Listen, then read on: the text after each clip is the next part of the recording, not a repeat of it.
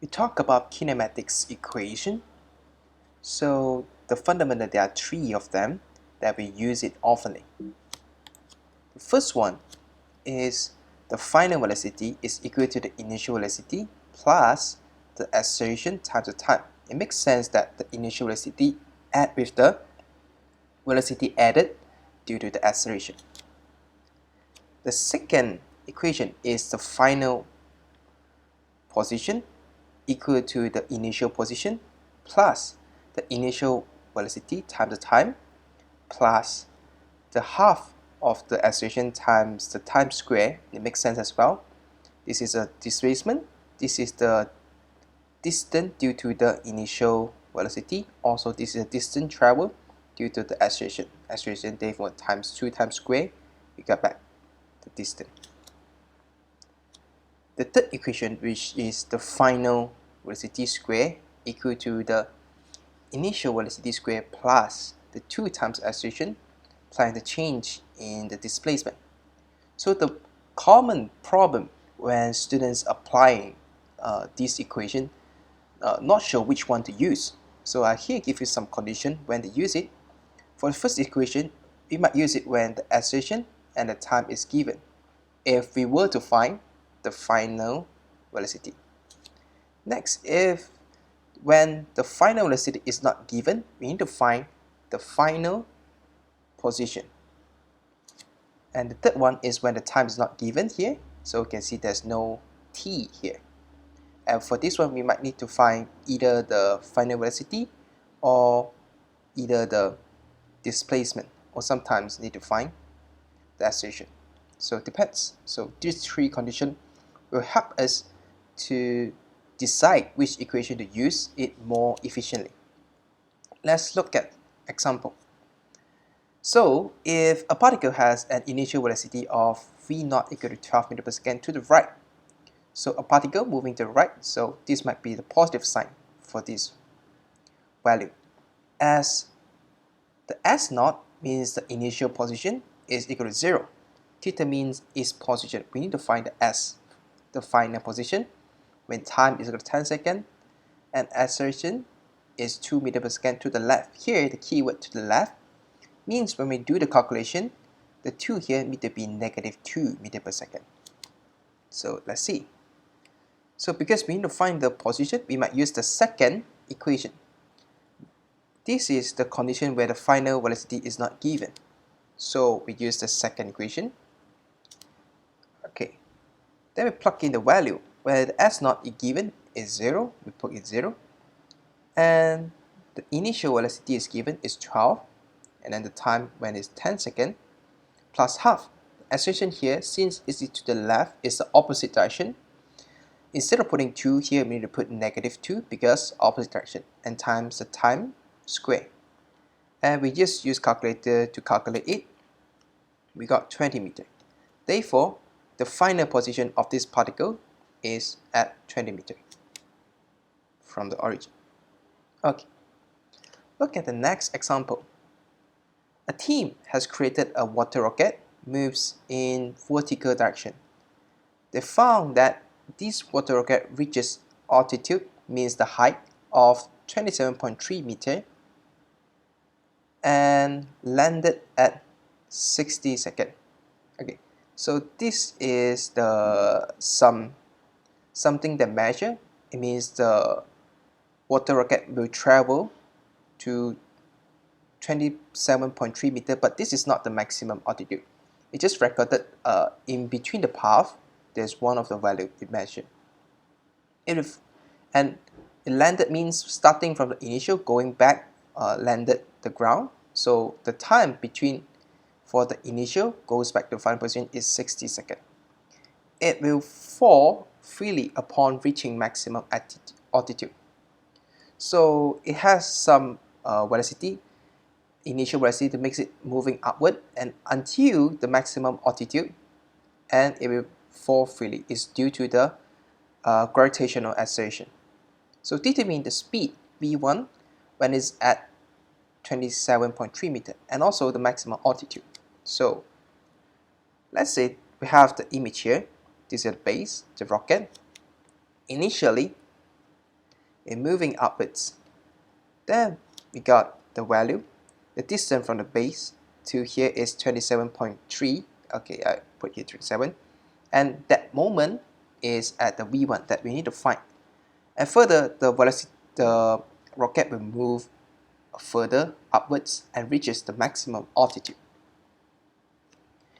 When here we deal with the gravitation acceleration always pointing downwards. If it say that upward is positive, therefore downward is negative. So that's why I put negative 9.81.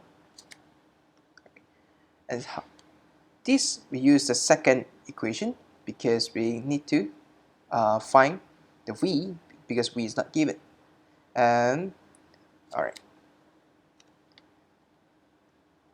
But the hints here is given is just the time for it landed. So we need to find the initial velocity first in order for us to find the final velocity. So the final position is 0 because it's landed and starting from 0 as well, plus the initial velocity. The time is 60 seconds plus half minus 9.81 times the time square. And we got the initial velocity is 78.5 meter per second. Means when it launches, it's launched at 78.5. Next, we need to find the final velocity. Okay, since at the v1 here, the given is just the displacement it traveled instead of the time. So we use the third equation here. We need to find v1 squared. We use the value 78.5 we just found, plus 2 times the acceleration 9.81. To be more accurate, you can put 27.3, and then we square it after we calculate it, and we got 75. It obviously is started 78.5 and it decreases. Yes, this is true because we have the acceleration pointing downwards. It decreases its velocity over the time. When going up and up, it keeps on decreases until the velocity is 0. When the moment the velocity is 0, it reaches the maximum altitude. So right now we need to find next the maximum altitude. So when it reaches the maximum altitude, the velocity should be 0. So we use the third equation again. Right now we substitute this one, the value we find, 8.5, and the final velocity should be 0 at the maximum altitude, and we plug in the so-forth value. And right now the displacement, the final position, should be the maximum altitude we are looking for. And we solve the equation, we got the x max, the displacement at the maximum, or the altitude maximum is 314. We can say the maximum height is 314 meter. Okay. Now we look at another example. So if this guy released the ball to block the fire attack from the magician, which moves upward vertically. So the ball is released because the keyword release means there's no initial velocity. So start from v0 is should be equal to 0, and the fire attack is vertically upward. Both the ball and fire hit in the mid of the tower. So we can assume the ball going down here, the fire moving up here, then meet in the middle. Determine the velocity of the fire attack if the tower is 40 meter high, okay, and the magician is 5 meter high. So the fire attack is started from have a displacement here is 5 meter, and the whole tower height has the 40 meter. So firstly, we need to calculate one by one. We calculate the guy first, next we calculate for the magician, because we need to know the value from here. We use the second equation because the final velocity is not known. The final velocity should be at the middle here. So, but we know the final position because it is at the middle of the tower. It should be 20 meter because 40 divided by 2 is 20 meter. So 20 plus 40 because it originally is at the height of 40 plus, because it released, so the V naught, the initial velocity should be 0, plus half minus 9.81, because we're assuming moving outward is positive. So the gravitational acceleration should be negative sign. And from here, we can calculate the time at the moment where both the ball and the fire attack, they hits at here. And we solve for it. We got time equal to 2.019 second. Okay, you can round off to 2 seconds as well. It's still reasonable. Okay, at this time, where both the ball and the fire attack then meets at the midpoint here. Next, we need to calculate for the magician for the fire attack. Because it's not started from the ground, because the magician has some height, so the fire attack should be started 5 meters away from the ground. Therefore, the S0, the initial position for the fire, should be 5. So we use the same equation. S0 should be equal to 5, where the S, the final position, should be 20. Is in the middle here. And then because we want to find the initial velocity, that's V0 we want to find. And the time, we substitute what we found just now, 2.019. And then we do the same. We calculate the V0 is 17.33 meters per second. So only that when the fire attack is 17.33 meters per second, or simply 17 meters per second, only that the fire and the ball will hit at the middle of here. Okay, cool. So this kind of problem is a bit increase the level of difficulty compared to the previous two. Right. We look at the next example, which is more advanced. So if we rank it as maximum is 3 star, I think this question around 2.5 or 3 star. That means a bit advanced. So when we do this kind of question, we need to have the picture to draw for easier for us to understand. So a motorcycle starts from rest at time equal to 0 and travels along a straight road with a constant acceleration of 6 meters per second square until it reaches a speed of 50 meters per second. So a straight road means this is the rectilinear motion, because just move in a straight line. So it should started from the speed or the velocity 0 and then added with the acceleration. Okay.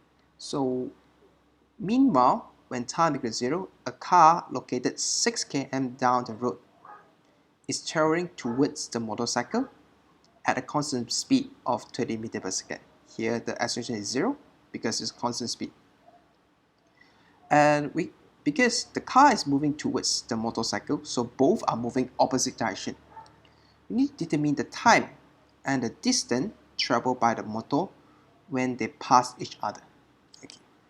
So we need to draw the image for us easier to illustrate. So the motor started at here. The car started 6 km, means 6,000 meters down the road and moving towards the motorcycle. And we try to sketch the graph for the velocity over the time, easier for us to calculate. So this path is represented by the motor, started from 0. We have some acceleration over here, and then it reaches 50 meters per second, that is constant. Whereby the car is moving in the opposite direction, so therefore the velocity is negative 30 meters per second because it's opposite direction, and down the road is constant, so it's straight line. And then the position is started from 6,000 meters away, so the initial position of the car should be 6,000. Alright. There are two methods to solve this problem. I will use the first one using the kinematics equation, which is taking long time, and the second method using the area under the graph to find the displacement is easier. I'll show it one by one. Okay, let's try the first method first, using the kinematic equation. So since both the motorcycle and car will meet at the same place, or they pass each other, so they have the same final position at the moment they pass each other. So using this concept, we need to find both equations for the motor and for the car, and then we equal together. Motorcycle has the constant action only for a certain of time. Therefore, we need to divide the path into two sections. You can see here, where the first section here, only the acceleration is constant. Therefore, we use the kinematic equation for this part, and then add with the second part where the acceleration is 0 and it is a constant velocity. Because if we break it into one, it's not logic, because here we have acceleration, but here we doesn't have acceleration. That's why we need to make it into two parts for us to use the kinematic equation logically. We calculate the first part first, when we need to find the final velocity, because the final velocity will be the initial velocity for the second section. So we got that the final velocity is constant because it reaches this point is already 50 meters per second, and initial is 0, acceleration is 6. I need to find the time for the first section, so I put t subscript 1. So it means the time taken for it to accelerate for this distance. And the time is 8.33 seconds. So at here is 8.33 seconds. Next, we need to find the position when is it at 8.33 seconds. So we substitute the value, and S1 equal to 208.2 meters. Means during the period of the acceleration, the motorcycle traveled 208 meters. Next, we're going to calculate the section, the distance traveled for the motorcycle when the acceleration is 0 and when the velocity is constant. So we use back the same formula. Instead of putting 0, right now we put 2 and 1, because right now this one as the initial position and S2 is the final position. So the final position is added by the initial position, which is started from here. It's traveled by the motorbike as already 208 meters. That's why we put it here. And the V1 is the constant velocity, which is 50. And the time we need to find is T2, whereby it's from here going to here, and plus 0 times T2 squared. And we found that the S2 equal to 208.2 plus 50 T2. Okay, and the S2 is the distance traveled when the velocity is constant.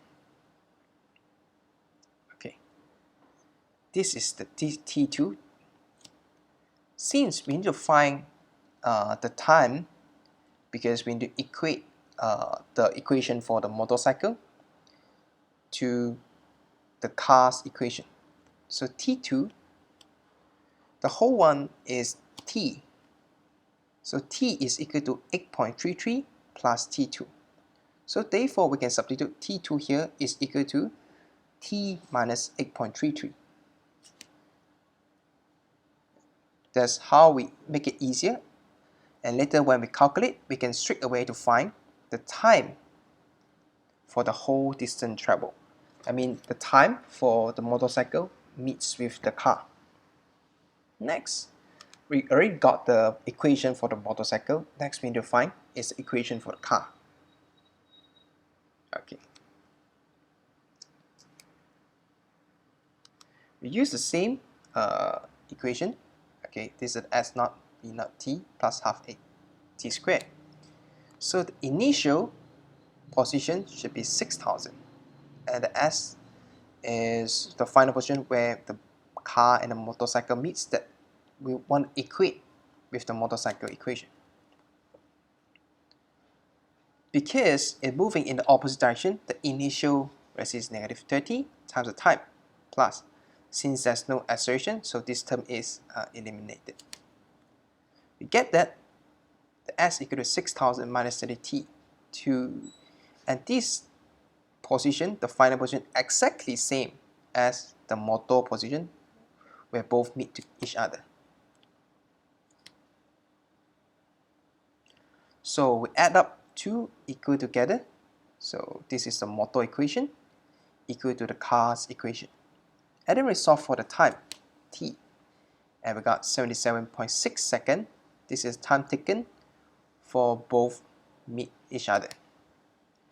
Next, we need to find the distance traveled by the motor when they pass to each other. So you can either use the motor equation or the car equation, both are the same. We just substitute the time 77.6 into this t here. And then we got that the motorcycle traveled 367 meters from the initial position. So this is the distance where both the motor and the car will meet each other. Okay, and this is using the kinematics equation. It looks a bit complicated. Next, we use the method area under the graph. It will be easier. So we know that the velocity, the time graph, the area under the graph should be the displacement. So same, we need to make it into two segments for us to calculate easily. We found that just now, the time for it to maintain at the constant velocity is at 8.33 seconds. So we need to find the displacement travel where there's acceleration. So the displacement is equal to the area of the triangle. So the formula for area triangle is half base times the height. So the base is from here, 8.33, and the height is 50 meters. From here we can calculate for the distance due to the acceleration. Next, this region is the constant velocity and the displacement should be this rectangular area. And also base times height. So since the whole time is t, we need to minus 8.33, and that is here is the t2, the length of this one. So it's t minus 8.33 times the height 50. Therefore, we add up together, the sum of the area is equal to the total displacement for the motorbike. It's 50t minus 208 and 25. Looks similar and a bit familiar. And there's the final position. Next, we're using the same method to calculate the displacement traveled by the car. So below here, it should be negative 30t because the base is t and the height is negative 30. So we're going to minus the area beneath it. And added, the initial position is 6,000, so we can assume that 6,000 should be on top. Therefore, the final position of the car is 6,000 minus 30t. And that's the final position. Then we equate the final position of the motorcycle and the car together. Both equations equal to each other. And we find the time is the same, 77.6 seconds. So from here, is much easier compared to using the kinematics equation because it reduces a lot of the using the equation to calculate it. So it might be easier for us to do. When we do some case, using the area under the graph will be easier. Okay, let's look at last example, example 5. The Vt, the velocity against time graph for an electron moving through an electric field from one plate to another plate. The acceleration and deceleration that occur are constant and both have a magnitude of 4 meters per second. So either for acceleration is 4, deceleration is negative 4 meters per second squared. If the plates are spaced 200 mm apart, draw the acceleration time graph, displacement time graph. We need to draw true graph here and find the maximum velocity Vmax. and also the time t prime for the electron. So when t is equal to t prime, the electron is at s equal to 100 millimeter. This is another condition given. So from graph, when time, the overall time travel is t prime, and at the midpoint t prime over 2 is where the velocity is maximum. And these two are the plates where the electron will bounce between, and the here x max is equal to given 200 millimeter for the maximum displacement, where at this moment exactly we measure from this plate is s. So when it's at the middle, s equal to 100 mm, the ball should be at maximum velocity. So since here time is not given, we use the third equation. Initial should be starting from the 0, and I added the acceleration is 4, and because we need to find the maximum velocity, is where at the middle, instead of putting 0.2, is 0.1, because at the middle only where the maximum velocity occurred, where the initial position s0 is equal to 0. We square root it, we got the velocity maximum is 0.89 meter per second. So same, we use another equation, equation 1, because we want to find the time. Where time, here time is for the maximum velocity, it is at half of in the middle of the two plates is the time is at the middle. So time prime over 2, because we need to find this one, the value of t prime, the whole period of time from the initial position to the final position. T prime, we got 0.45 seconds. So next, we need to draw the graph. So when we have the velocity time graph, we can convert into acceleration by knowing the gradient here, because we can see the gradient is constant. So when we convert to the acceleration graph, this one should be a positive gradient, where this one is a negative gradient. You can draw it like this. When a positive gradient is at 4, because it's a constant gradient, so it's a constant acceleration. Because for the velocity time graph, the gradient represents the acceleration, so it's positive.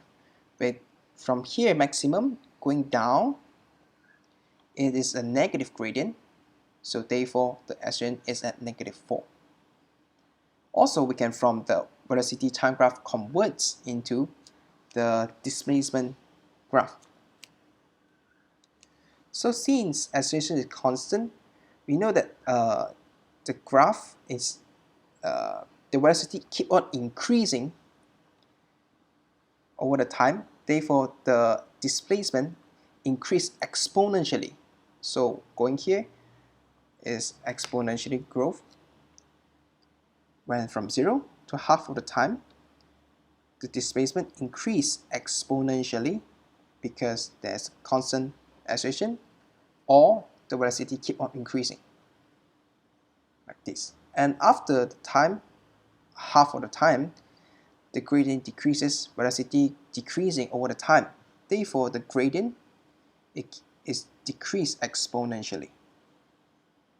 Another way around to draw this shape, you can integrate the velocity function in respect to the time. Then you can cut something in terms of t squared. So we also can sketch the same as the curve shape like this. Alright. So this video ends here. I'm gonna see you next video. Bye bye.